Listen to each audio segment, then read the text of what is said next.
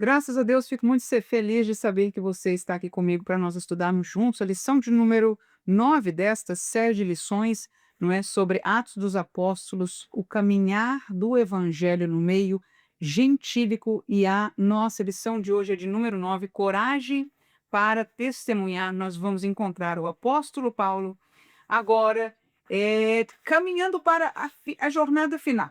É uma missão diferente, é o cumprimento de algumas promessas que Deus fez desde o tempo que Ananias falou com ele, da parte do Senhor, acerca de diante de quem ele haveria de testemunhar. É claro que isso vai se aparecer nestas próximas lições, mas hoje é uma lição onde ele vai ter a oportunidade, né, de testemunhar para o seu próprio povo de uma maneira efetiva. No entanto, nós vamos descobrir, não é? Vamos aprender juntos qual foi a recepção, quais foram os problemas, qual foram as maneiras que Paulo atuou ali.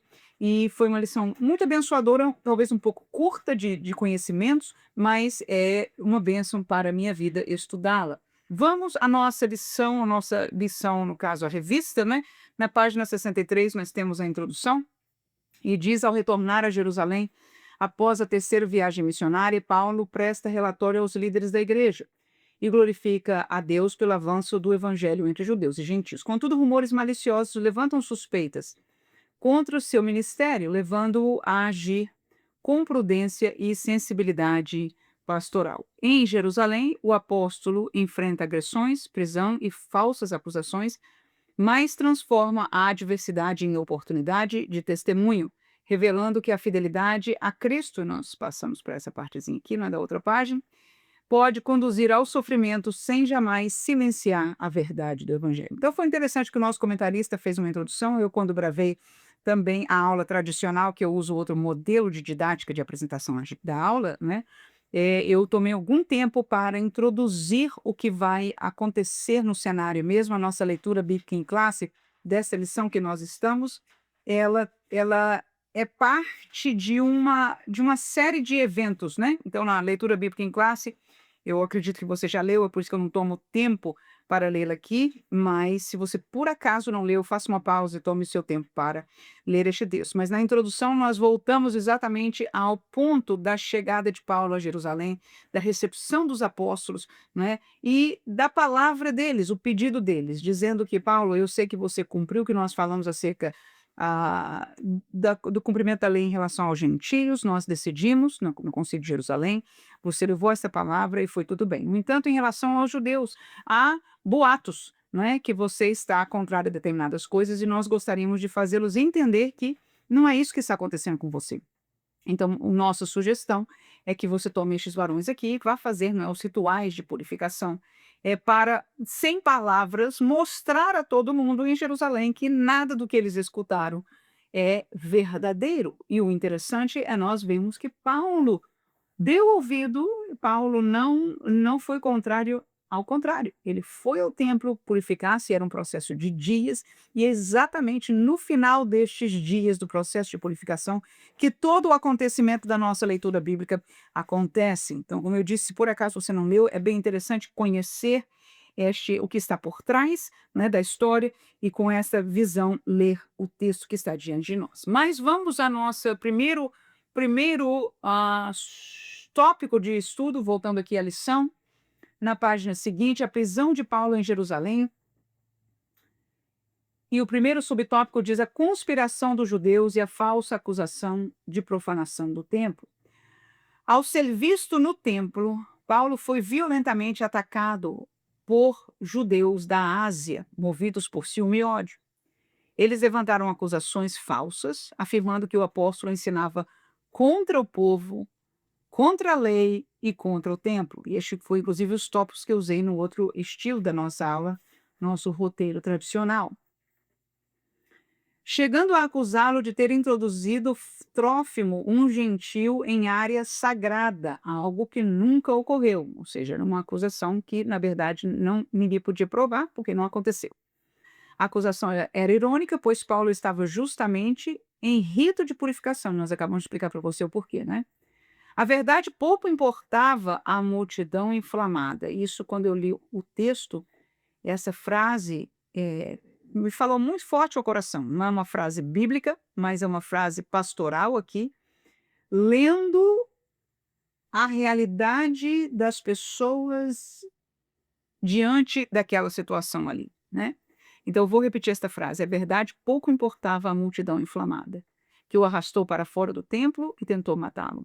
A fidelidade de Paulo mostra que o servo de Deus pode ser caluniado, mas permanece firme por confiar naquele que crê." Então, deixa eu passar para você o meu comentário sobre este tópico. Este é o primeiro comentário que nós temos, ele está um pouco longo, nenhum comentário no decorrer desta explicação vai ser tão longo como este, mas também não precisa assustar que não é tão longo assim, ok?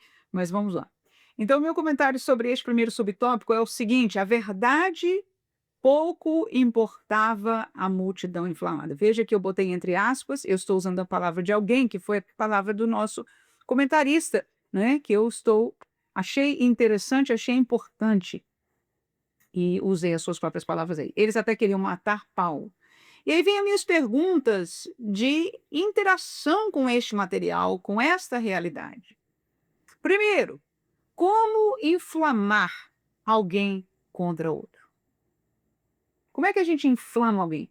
Veja que, tome atenção, a multidão estava inflamada, né? Querendo até matar. E a minha pergunta é: como se inflama?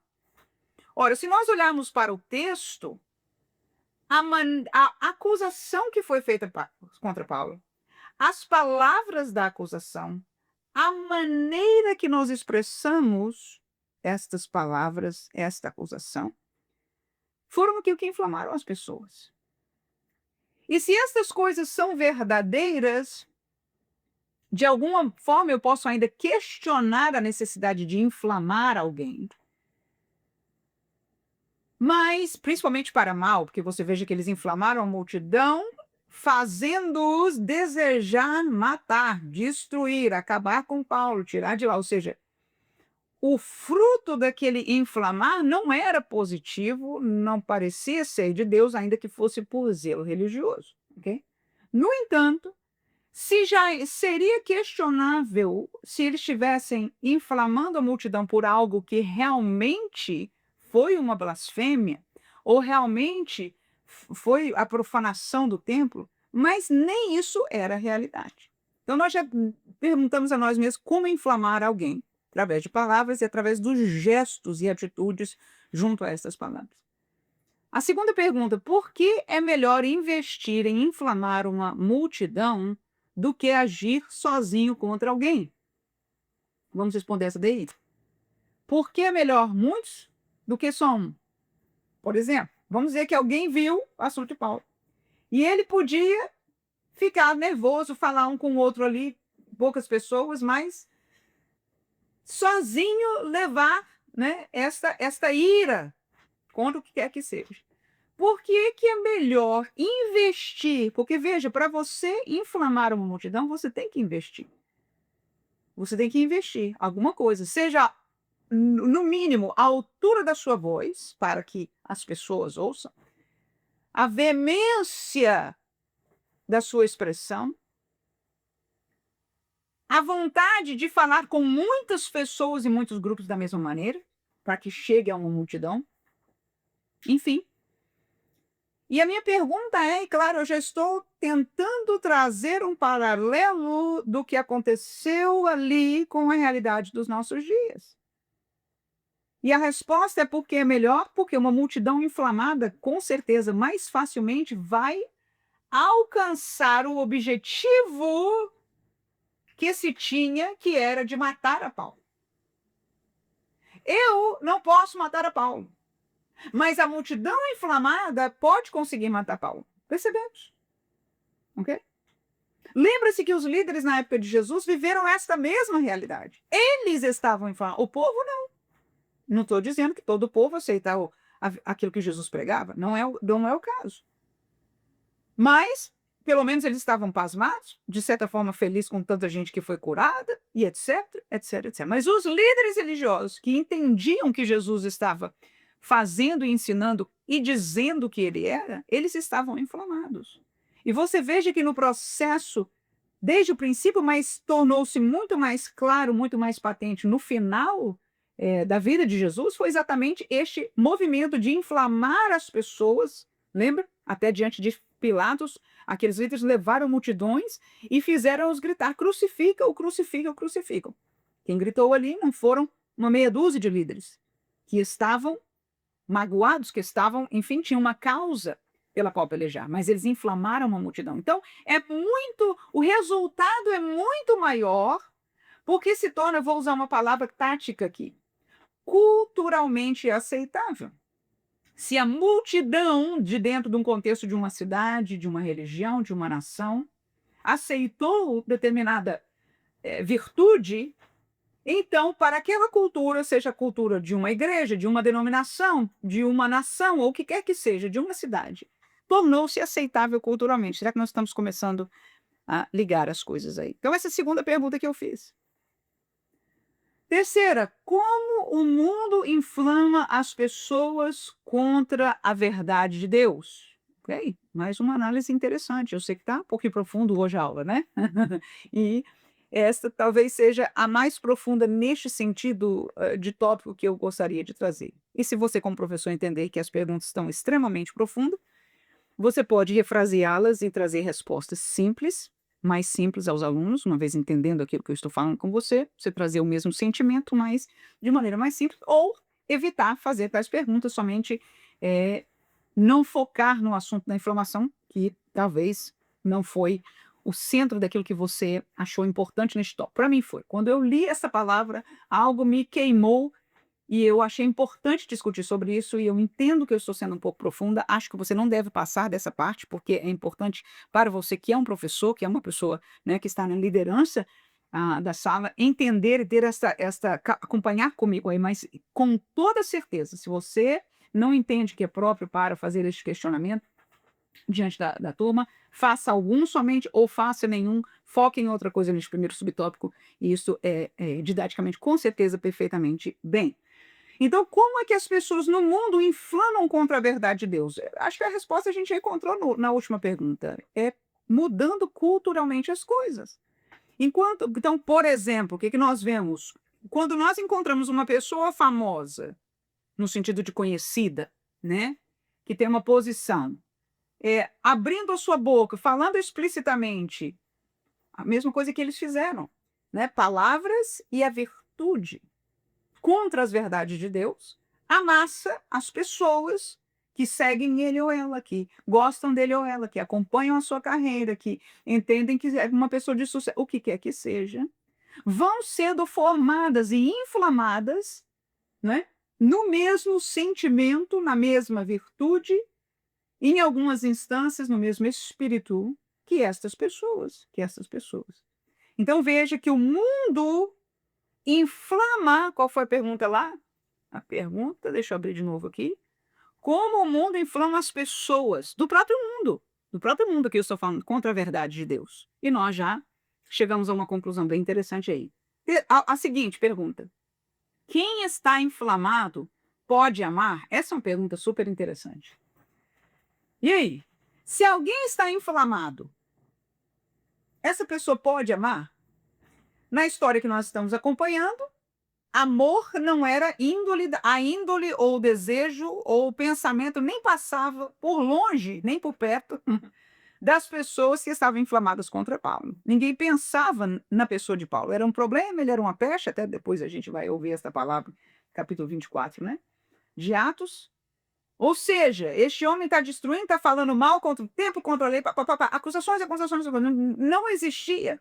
E em alguns momentos até nós nos questionamos, será que uma pessoa culpada, eu estou tirando de Paulo agora, estou fazendo um questionamento para nós. Por favor, essa aqui é profunda mesmo, essa é profunda.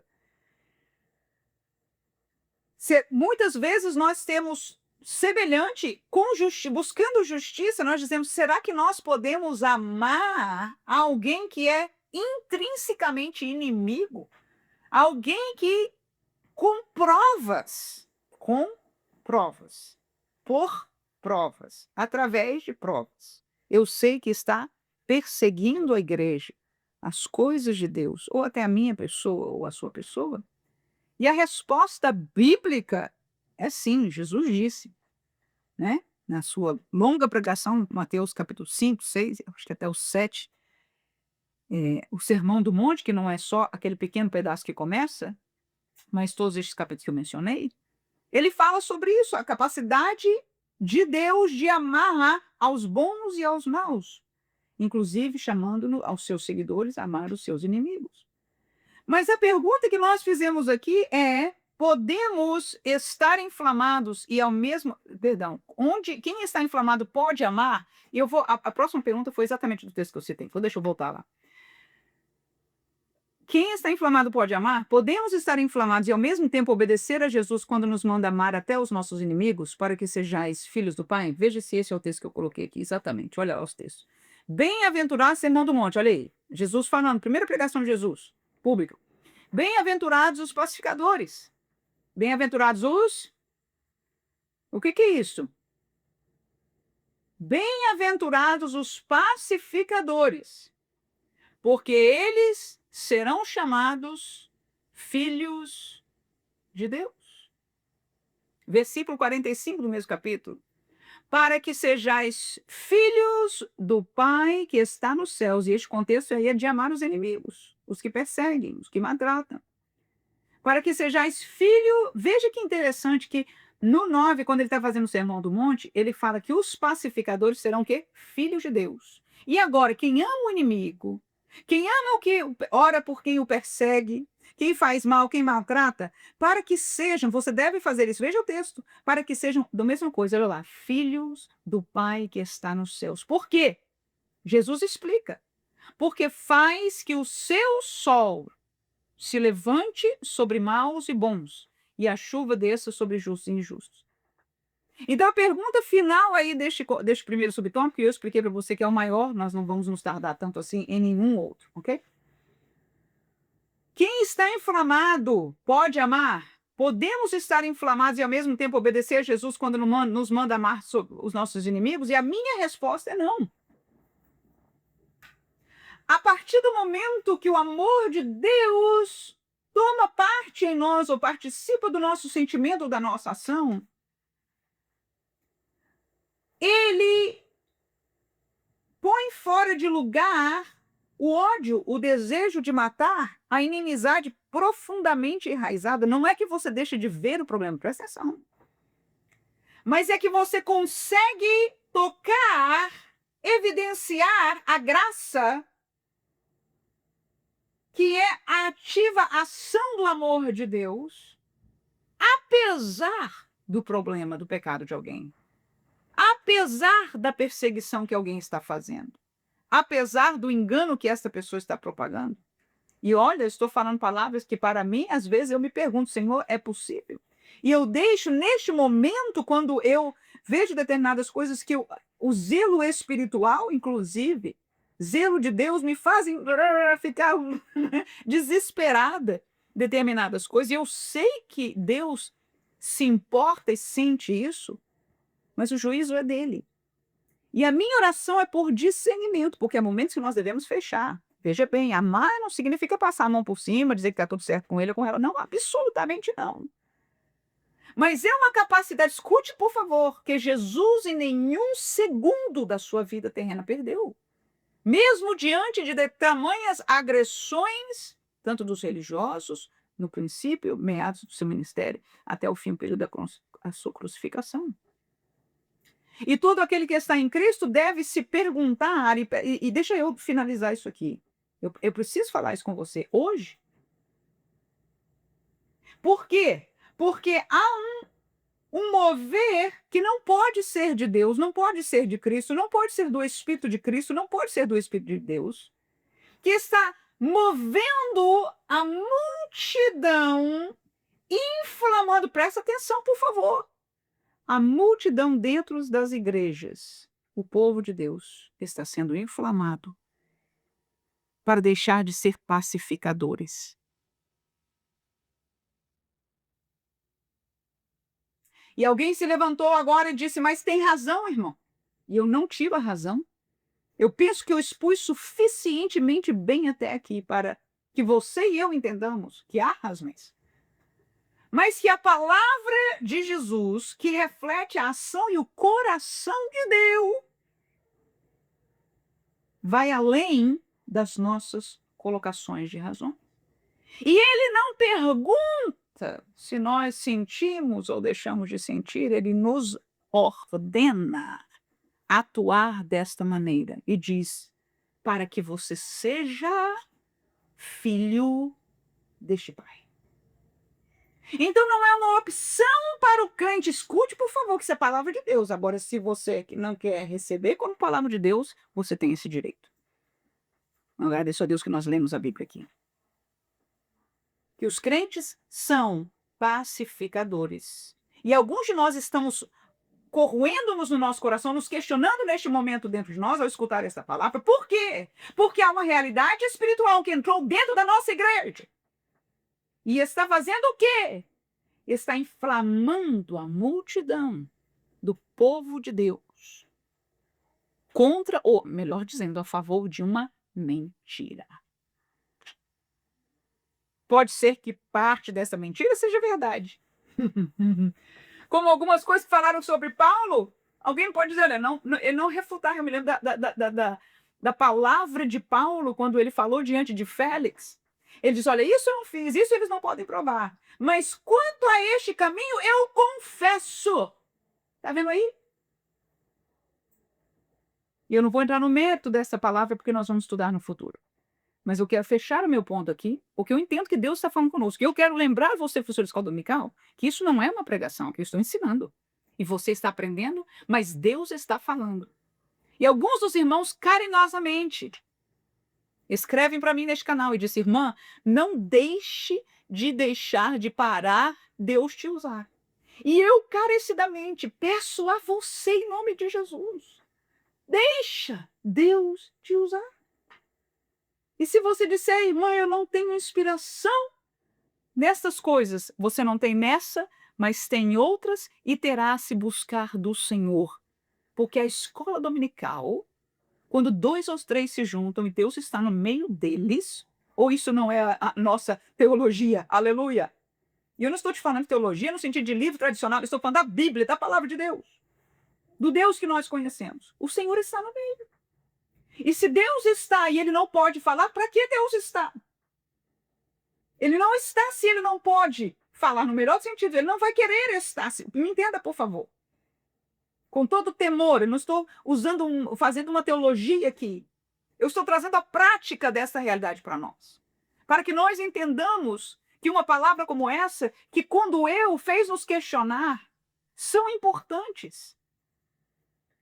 E eu peço a você que busque nos momentos que durante eu não tinha pensado, é claro que as perguntas e etc. eu formulei, mas determinadas conclusões, determinadas questões, já acontece uma aula, outra aula. Não em todos os pontos, com certeza, mas um ou outro. Eu sinto claramente a direção de Deus.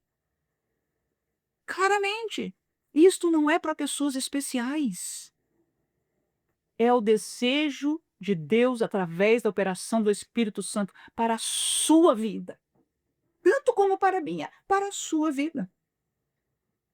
E aqui há pessoas que dizem, irmão, antigamente eu já vivi isso. Volte em nome de Jesus.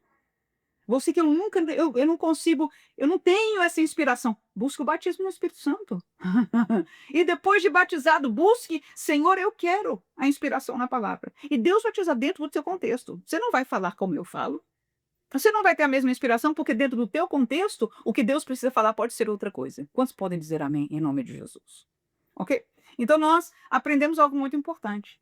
Quando nós estamos inflamados, nós não temos a capacidade divina.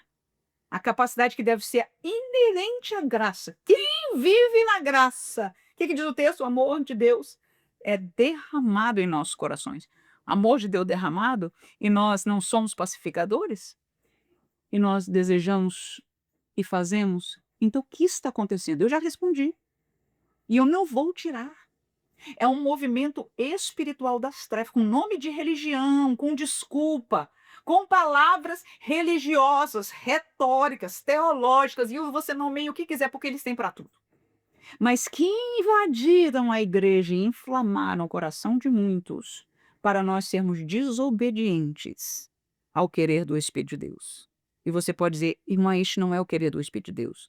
Eu digo, me prove na Bíblia, em nome de Jesus, que este não é o querer do Espírito de Deus.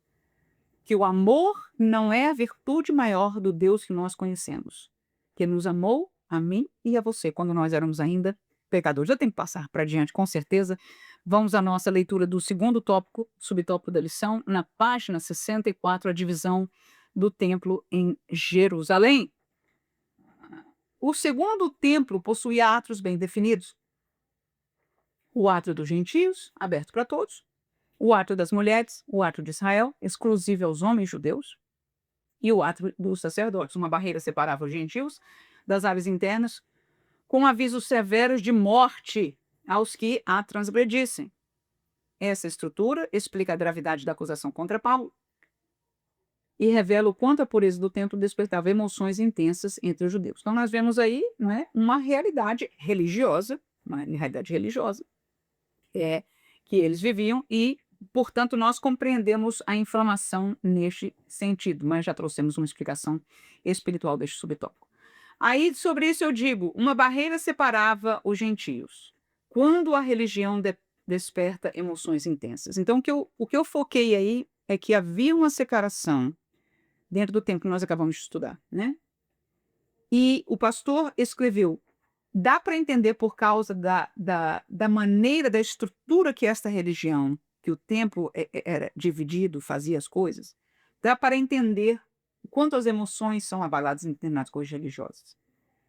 E eu me pergunto, eu me questiono, eu não sou profunda conhecedora, eu sempre, quando preciso de alguma coisa, eu ligo para a irmã Vânia, minha professora de Antigo Testamento, pessoa extremamente conhecedora. Eu digo, irmã, como é que é, o que a Bíblia diz acerca disso no Antigo Testamento? Estas divisões foram uma coisa da tradição judaica ou foi uma coisa estabelecida por Deus, né? Então, você até me desculpe pela falha de conhecimento, fato é que eu entendo isso aí, neste momento, nessa análise espiritual, como sendo, escute por favor, uma barreira da religião. Em algumas coisas, como eu disse, Deus determinou. E o que Deus determinou não é religião, é a ordem de Deus. Faz sentido? Mas há barreiras religiosas que a nossa defesa delas move as nossas emoções profundamente. Então a pergunta é, quando a religião move, né, intensamente as nossas emoções? E como eu disse no processo anterior que eu já estava falando, este movimento, e eu vou chamá-lo de movimento, apesar de ser de décadas uma realidade na igreja, esse que está perturbando, nos tirando de ser pacificadores e nos envolvendo em guerra que deseja matar pessoas, no melhor sentido ou no pior dos sentidos, ok? Mas que estão usando a religião, a igreja, os termos religiosos e até, presta atenção, gerando uma teologia, escuta por favor, uma teologia coerente com seu sentimento e pensamento. Por que eu sei disso? Porque há autores evangélicos e teologias, escatologias, cristologias, que vão ser transformadas sua interpretação da verdade da palavra de Deus para comprovar religiosamente determinadas coisas, para que a multidão, ao ouvir, ao entender, você não entendia isso, mas esta é a nossa religião, esta é a verdade, e agora se inflamar, cuja inflamação na nossa natureza carnal seria fácil inflamar, mas como crentes, nós queremos ser pacificados, como crentes, nós queremos obedecer a Jesus.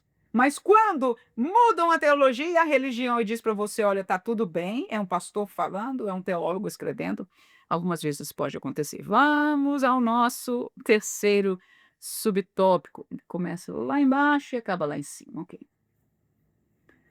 A intervenção das autoridades romanas. Diante do tumulto, o tribuno romano Cláudio Lísias mobilizou os soldados da fortaleza Antônia e interveio prontamente. Paulo foi preso e acorrentado a 2 soldados cumprindo a profecia de Ádobo. Veja bem que o que aconteceu não era surpresa para Paulo. A multidão clamava por sua morte, repetindo o mesmo ódio dirigido a Jesus.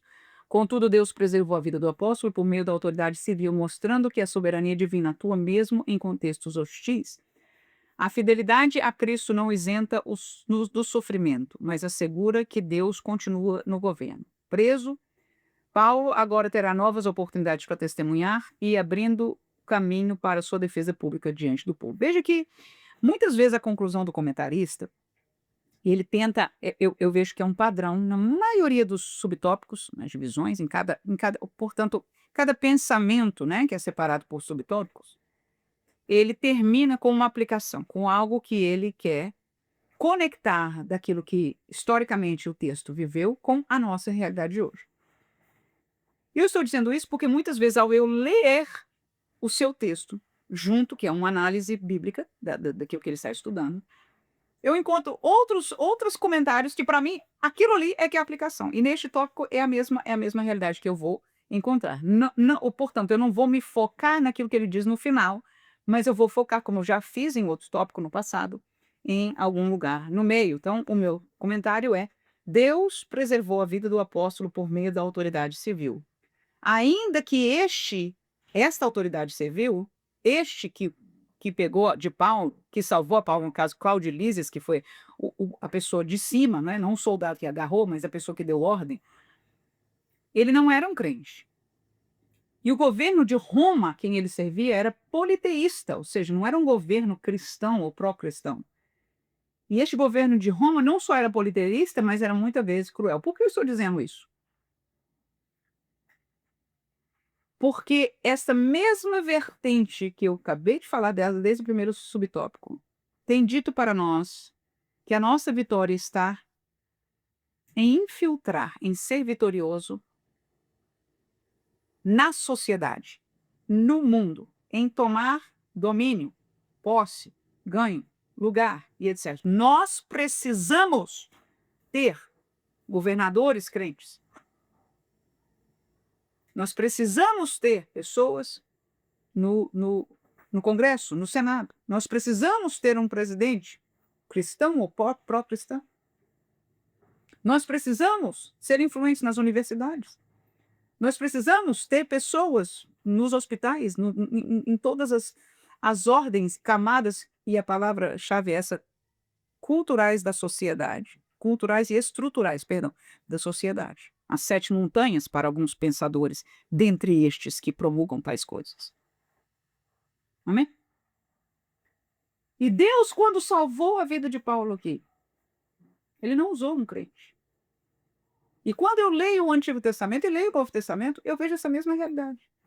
Não só eu não vejo Paulo buscando o que estes dizem buscar, não só eu não vejo Jesus mandando os crentes lutarem, ou buscarem, ou fazerem o que estes estão me dizendo, ou o que nós como crentes dizemos. Há um desconecto, há uma desconexão entre o que a Bíblia ensina e o que este evangelho ensina.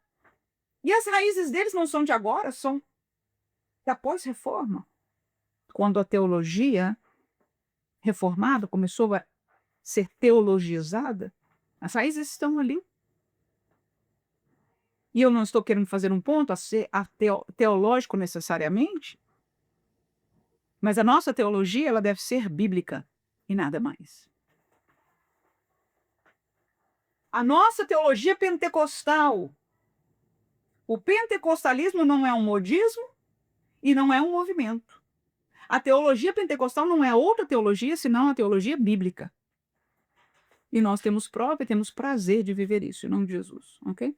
Então lembremos. Lembremos por esta passagem, esta realidade. E eu poderia continuar aqui e fazer um estudo sobre isso, mas não vou fazê-lo. Mas essa é uma realidade que tem sido imposta sobre nós e que muitos de nós, infelizmente, temos caído nela. Vamos ao nosso segundo tópico, portanto, página 65. Tópico número 2 diz o seguinte: Paulo pede licença para falar ao povo, é a oportunidade dele para testemunhar. Mesmo algemado e cercado por hostilidade, Paulo demonstra equilíbrio espiritual e lucidez missionária. Em vez de se enfegar ao desespero, pede licença ao tribuno e falar ao povo, transformando a prisão em oportunidade de testemunho. Isso mesmo, que Paulo fez era a palavra que o pastor vai usar aí, lucidez missionária, não é? Um equilíbrio, coisa tremenda. Por quê? Porque o seu coração estava em cumprir a vontade de Deus. Está aí. O coração de Paulo era o único, a missão era única, aquela que Jesus deixou para nós, a mesma que ele deu para Paulo e deu para toda a igreja. Então, para ele, aquilo era uma oportunidade de testemunhar naquela multidão, e ele não perdeu, ele usou de toda a sabedoria, de tudo que ele podia, e pediu ao Senhor, com certeza, para ser usado. Ao dirigir-se ao comandante em grego, língua franca do mundo antigo, surpreende-o fazendo a falsa imagem de um agitador ignorante. Desfazendo, né? Porque é o que ele pensava. Você pode ler o texto aí para se lembrar disso aí. Sua postura revela que um servo cheio do Espírito não perde a compostura diante da injustiça, mas discerne o tempo de Deus. A serenidade de Paulo abre espaço para a proclamação do Evangelho, ensinado até em situações adversas, pode ser usada por Deus para a sua glória. Vamos ver o comentário que eu fiz sobre este subtópico aí. Como Paulo demonstra equilíbrio espiritual. A palavra equilíbrio espiritual foi uma palavra usada, né?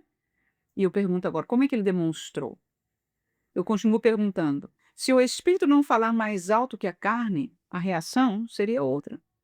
Então veja, para ter equilíbrio espiritual, olha aí que interessante. O espírito não pode falar mais alto que a carne. Lembra aquele texto de Gálatas 5,16?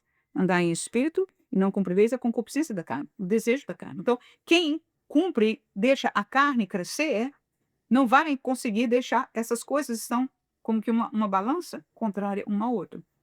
Amém? Então, para alguém demonstrar ou viver equilíbrio espiritual, ou seja, ser usado pelo Espírito, né?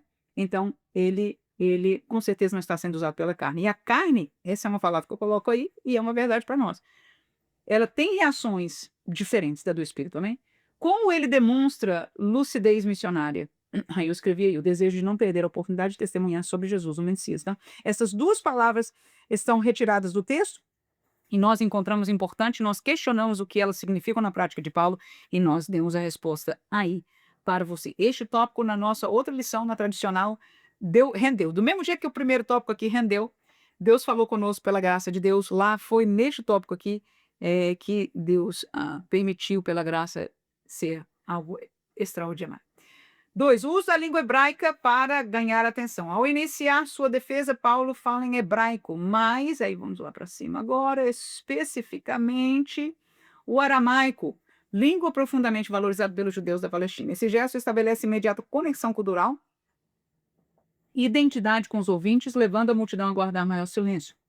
Assim como Estevão, Paulo se dirige a eles como irmãos e pais, demonstrando respeito e pertencimento. A escolha do idioma não é casual, mas estratégica, revela sensibilidade cultural e sabedoria missionária. Verdade. Nós fizemos um comentário bastante sobre isso aí. O cristão aprende que a verdade do evangelho deve ser comunicada com clareza, discernimento, respeitando o contexto e a linguagem do público. Todas palavras próprias de alguém que ensina missiologia, alguém que ensina o coração de um missionário, se é que se ensina o coração de um missionário, né? Que fala sobre a realidade do coração do missionário, talvez essa seja melhor, porque quem ensina é o Espírito Santo de Deus. Aleluia. Vamos ao nosso comentário aqui. Veja que Paulo estabeleceu identidade cultural sem corromper sua fé e sua mensagem. Então, os pontos que o nosso pastor colocou são de estabelecimento de identidade cultural. E nós vamos até perguntar, vai ser um estudo aí do texto. Como é que Paulo demonstra agora respeito ao público? Então, eu coloquei duas fontes que eu aprendi neste contexto do ensino do nosso pastor aqui, junto ao texto aqui que nós lemos de Paulo, ok? Primeiro, se você voltar no começo deste texto e ler direitinho estes versículos que a gente colocou, você vai ver que ele logo, primeiramente, ele estabelece identidade com o povo. Não só através da língua, que é a maior identidade cultural, mas através das palavras e da história que ele reconta, cuja história ele é parte, ou seja, ele é o mesmo povo. Então, essa identidade, ele traçou esta realidade sem corromper o evangelho ao qual ele pertence. Isso é muito importante. Porque hoje nós temos muitas posições no meio da igreja que dizem, olha, nós nós temos que alcançar a cultura de hoje, que é diferente da de ontem, por exemplo, e, portanto, nós temos que fazer determinados ajustes culturais. Isso, em prático, termos práticos, quem vive a missão transcultural sabe, não em função de uma mudança cultural de uma geração para outra, mas de culturas cuja localidade é à parte, realidades climáticas e etc, etc, etc, históricas, fazem com que a cultura seja completamente diferente. Então, o missionário aprende, deu já desde o tempo da Bíblia, não é?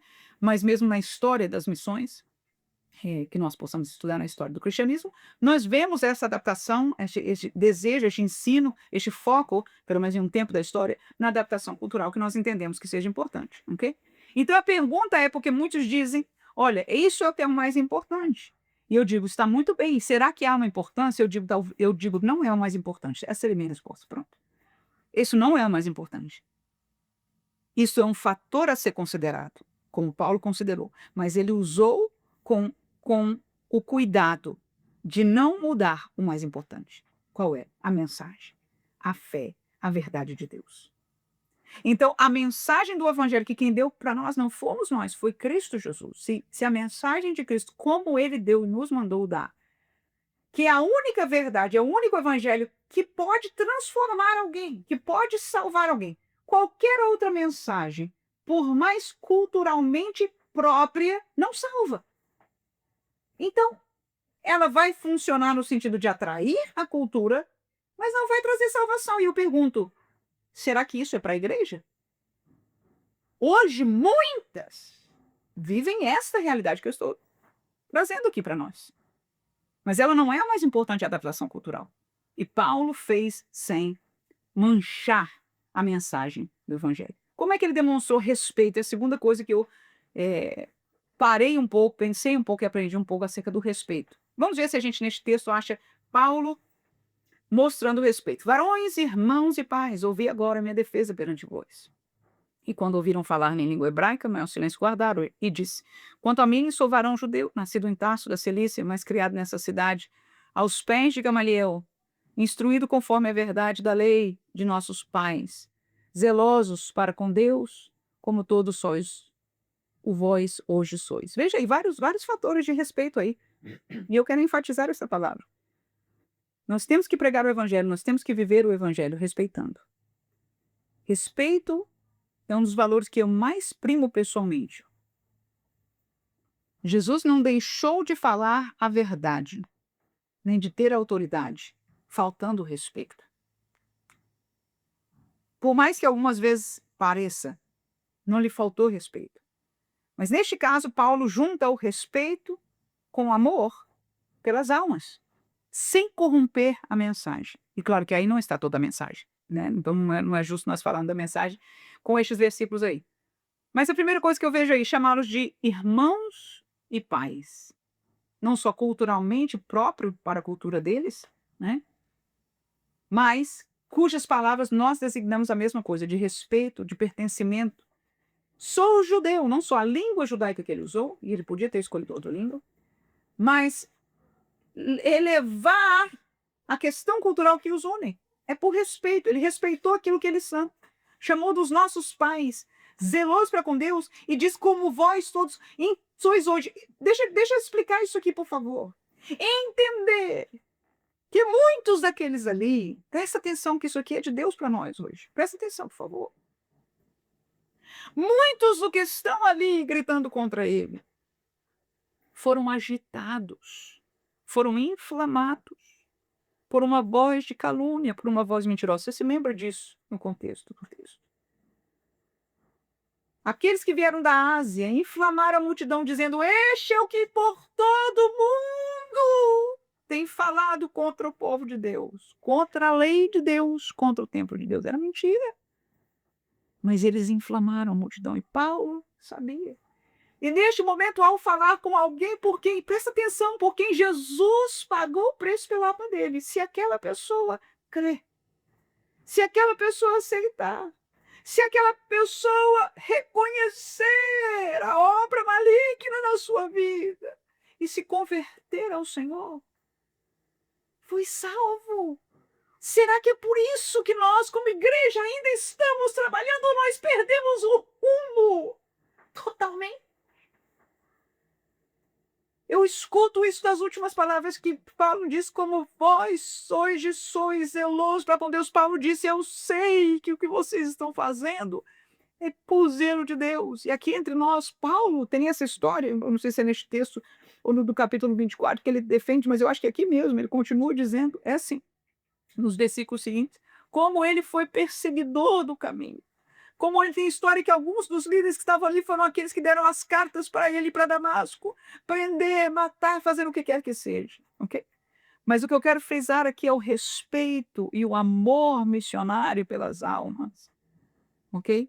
Que Deus nos guarde em nome de Jesus, para termos ainda, né, esta capacidade de amarmos, de vermos, mas entendermos que nem, nem todos são os usurpadores, os maus.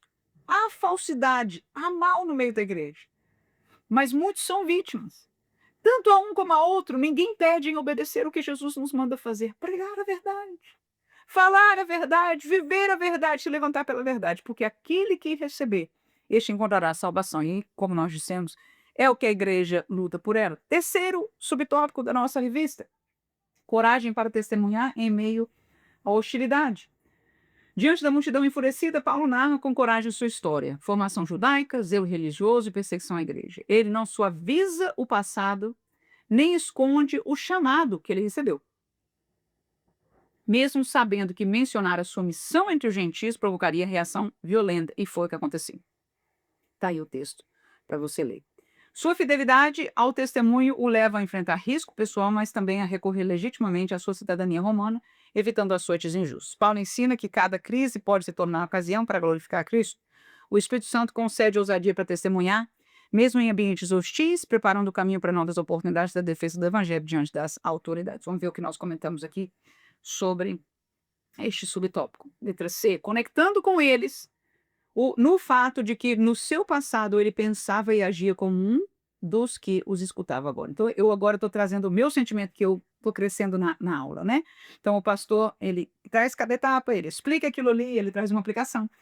E eu estou caminhando com. Por isso eu tive, né, uma certa dificuldade, tomei mais tempo de começar com a aula comentada, porque geralmente através dos meus roteiros, que eu faço na aula tradicional, eu trago esta linha de pensamento, né, este crescimento assim, histórico de aplicação particular para cada aula, mesmo que totalmente, com certeza, baseado na explicação da lição. Mas, enfim, trazendo neste pensamento aí, veja, que ele conecta na palavra de Paulo com aqueles homens, baseado até nos versículos que a gente acabou de ler. Ele conecta com eles, não é? Dizendo, explicando que no passado dele, que Paulo era este homem, que ele fazia, ele pensava, ele era exatamente como, ele teria exatamente o mesmo sentimento. E a partir daí ele vai explicar o terceiro tópico, né? O que mudou e por que mudou. Ele vai dar razão, né? Com toda humildade ele vai contar tão somente a sua história. Vamos a este terceiro tópico já, que fala desta razão.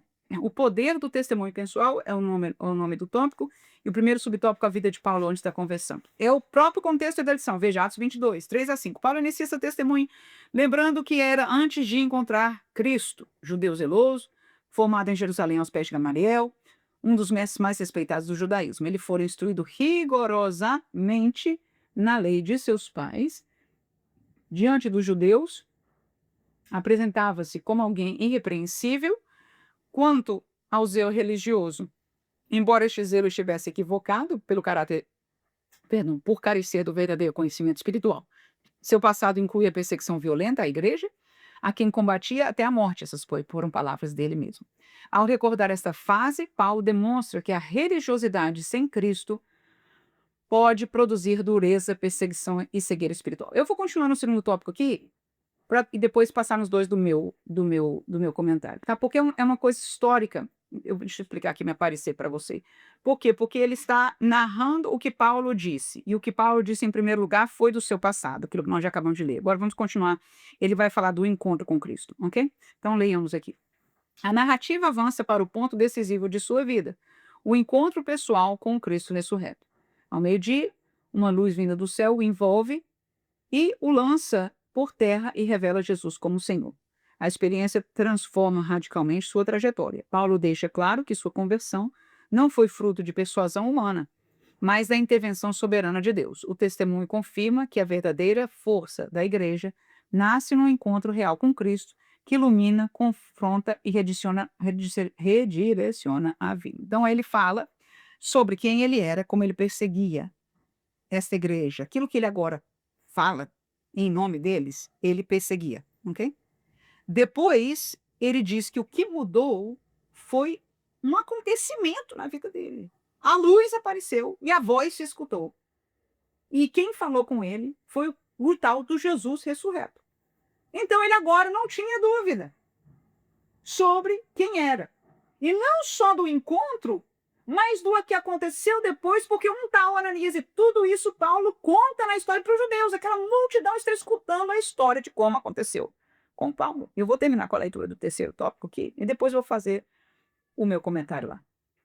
Sua missão como servo e testemunha de Cristo. A conversão de Paulo veio acompanhada de chamada e missão. Por meio de Ananias, e é por isso que eu quis ler aqui, para a gente fechar o contexto da história, né? Homem piedoso e respeitado entre os judeus, e veja que o pastor está contando com suas palavras aquilo que Paulo está contando com as palavras dele, ok? Paulo recebe confirmação divina para ser testemunha de Cristo, especialmente entre os gentios. Ao mencionar sua missão, a oposição se intensifica, mas o apóstolo não recua. Seu testemunho mostra que quem foi alcançado pela graça não pode silenciar. Assim aprendemos que Deus transforma o passado em instrumento de testemunho e usa vidas rendidas para anunciar sua salvação, mesmo diante da rejeição. O testemunho pessoal continua sendo uma das mais poderosas ferramentas do evangelho para glorificar a Cristo e alcançar corações. Então vamos ao nosso roteiro aqui no nosso terceiro tópico. A vida de Paulo antes da conversão. Paulo era zeloso de Deus, da lei, do templo, e era contra qualquer seita. Veja que eu usei as palavras contrárias exatamente à acusação dele. A acusação é que ele estava contrário à lei de Deus, ao templo de Deus e ao povo de Deus, ok? E a realidade era isso aí. Ele fez até o uso da violência, e a prova está no texto de Atos 22, 4 e 5. Ele diz, veja que este texto, presta atenção, que o pastor comentou o que Paulo disse. Este texto de Atos 22, que é parte da leitura, ok? Viu que classe? São as palavras de Paulo a essa multidão. Então a gente está dentro da lição, do texto da lição. Veja aí. Ele disse aos homens, é que a gente cortou, né? A lição vai cortando um pouquinho aqui. Mas a gente leu do 1 ao 3, você leu comigo agorinha. Quiser até vá na Bíblia e olhe lá. 1 ao 3 a gente leu. Agora está do 4 e o 5, veja. Persegui este caminho até a morte, prendendo e metendo em prisões, tanto homens como mulheres. Como também o sumo sacerdote me é testemunha. Aí, o sumo sacerdote, que aquelas pessoas todo mundo conhecia. Paulo estava dizendo, ele é testemunha. E todo o conselho dos anciãos. E recebendo destes, ou seja, da vossa liderança, da nossa liderança, até pouco tempo, né?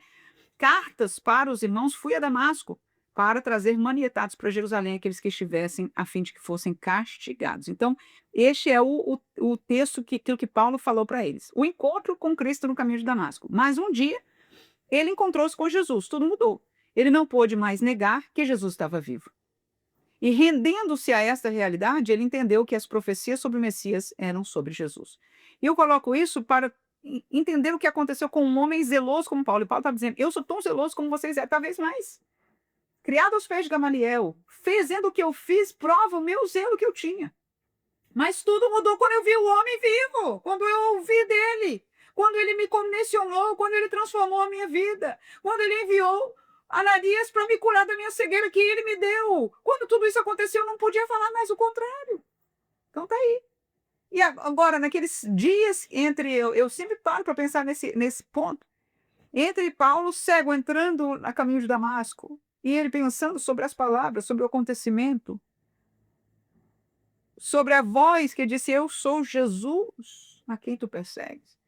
Paulo ali começou a reconciliar o seu conhecimento vasto, profundo, do Antigo Testamento, das promessas do Messias, com aquilo que ele tinha visto. Então é neste processo que eu digo, houve essa reconciliação, portanto a fé agora de Paulo se firmou. Ele não tinha mais dúvida agora, né? E a transformação foi algo real em sua vida. E por último, sua missão como servo e testemunha de Cristo. Jesus o comissionou a levar o evangelho aos gentios. E essa foi a gota d'água. E a pergunta é, por quê? Veja que ele falando, a gente vai ler o que ele falou com as pessoas lá que ele estava falando com eles. Essa oportunidade de testemunhar, essa oportunidade de falar do evangelho para que eles pudessem crer. Ele termina esta mensagem para eles dizendo que Jesus o comissionou a levar o evangelho aos gentios. E essa foi a gota d'água. Você vai ler comigo o texto para a multidão. Mas a pergunta para nós é, Por que foi a gota d'água? Por que foi a gota d'água? E eu, mesmo antes de ler esta colocação, eu vou responder aqui. A gota d'água foi por falta de algo que eles não conheciam, chamado a graça de Deus.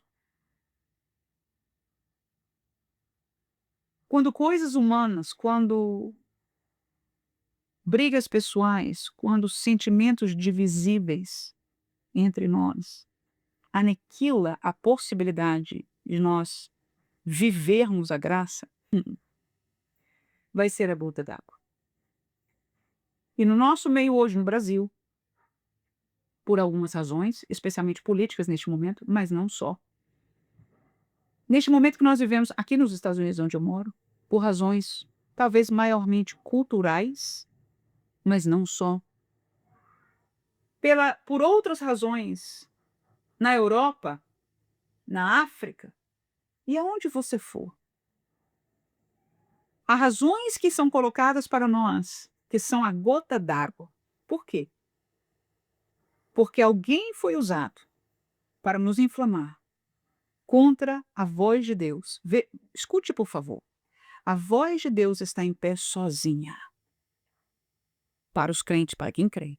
Única. Mas autoritativa para nós. E várias vozes tentam nos balançar, nos comprar, nos inflamar. Porque a partir do momento que nós nos inflamamos, muita coisa, se não tudo, muda para nós. E uma das mudanças é a incapacidade, nós já falamos do amor, mas de reconhecer a graça de Deus. É a segunda coisa. Para eles, a gota d'água não foi ter ouvido a Jesus.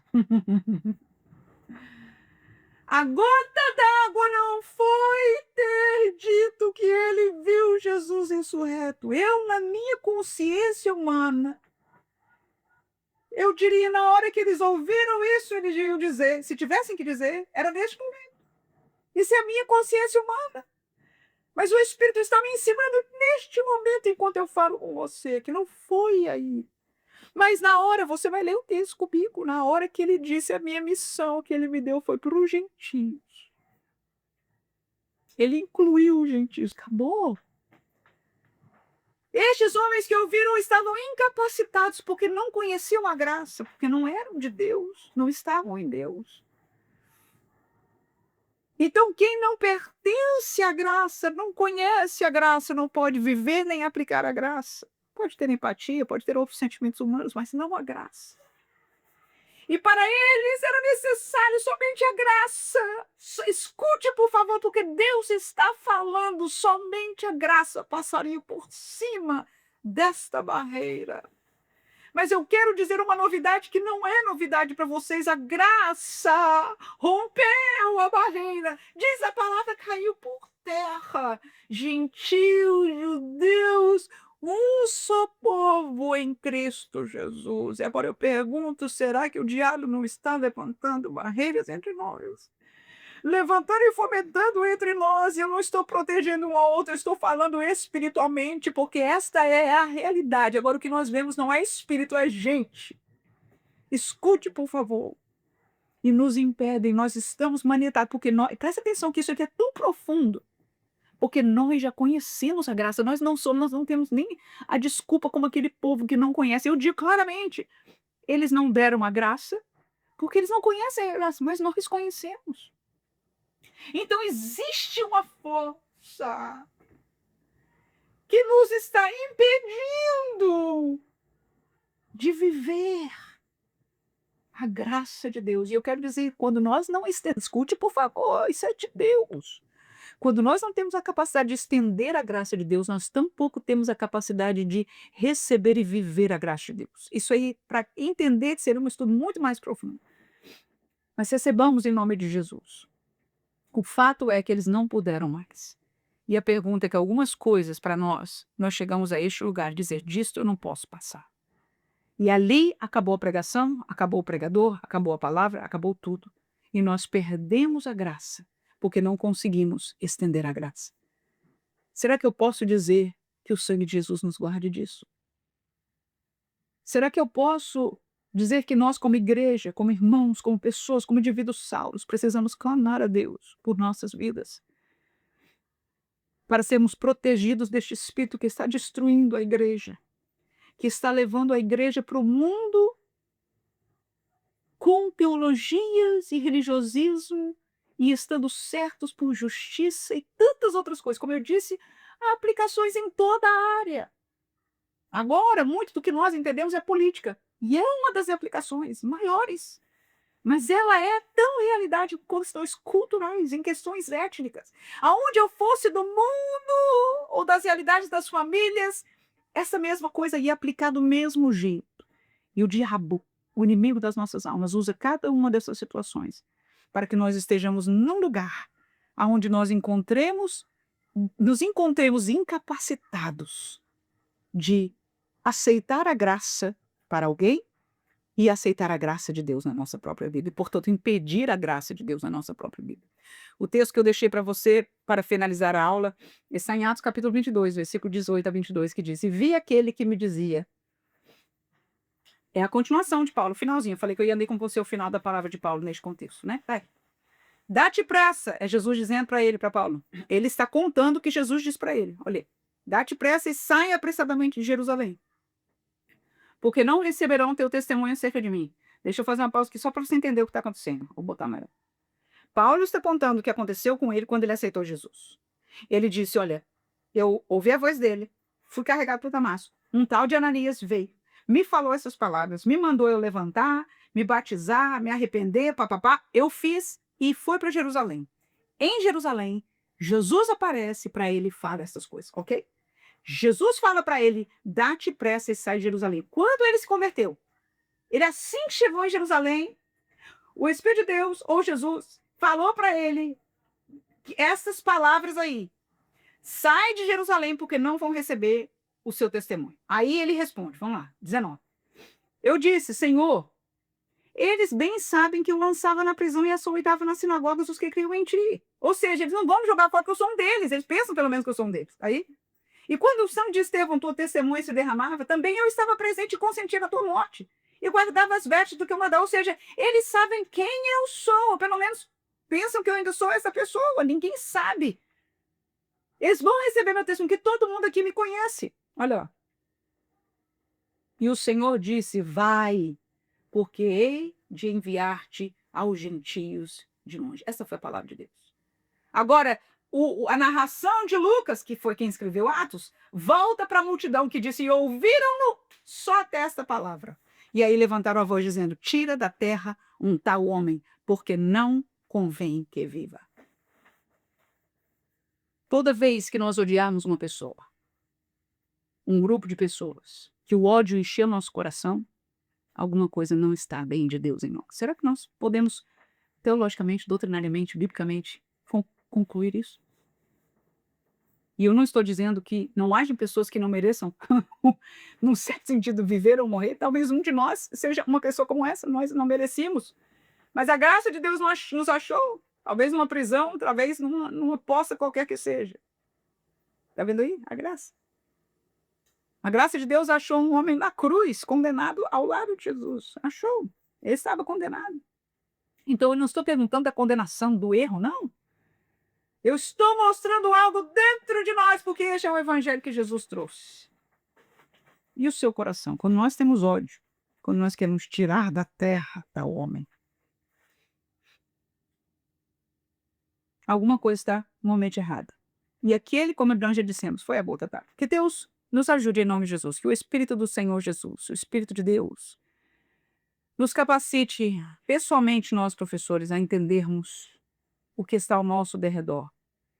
As forças espirituais que são contra o agir de Deus, o evangelho de Deus, a verdade de Deus e a graça de Deus, o amor de Deus em nós, que foi derramado, a graça nos foi dada, o amor de Deus foi derramado em nós.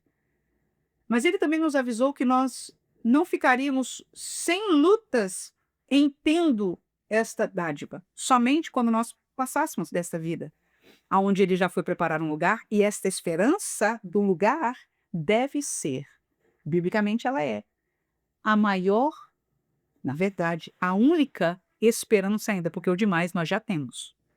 A única esperança que resta, que falta para cada um que teme e ama a Deus. Tudo demais que as pessoas nos têm falado estão trazendo um evangelho, um caminho, um sentimento, uma inflamação que não veio de Deus. Busque as inflamações que a palavra nos traz. E ela traz. Ela nos inflama a amar o perdido. Ela nos inflama ao evangelho. Ela nos inflama a buscar o batismo no Espírito Santo, os dons espirituais.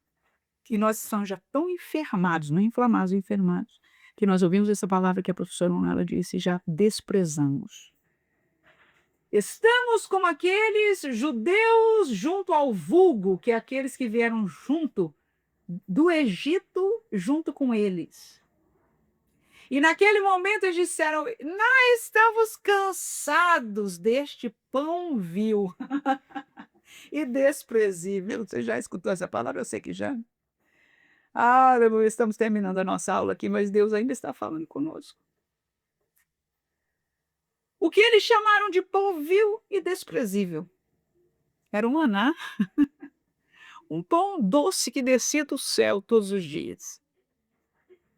Que Deus nos ajude em nome de Jesus a voltar a buscar o maná de Deus e achar desprezível o engano dos homens que estão tirando o nosso foco, que é nas almas e no céu. Que Deus abençoe e use a você em nome de Jesus neste domingo, para a glória do seu nome. Amém.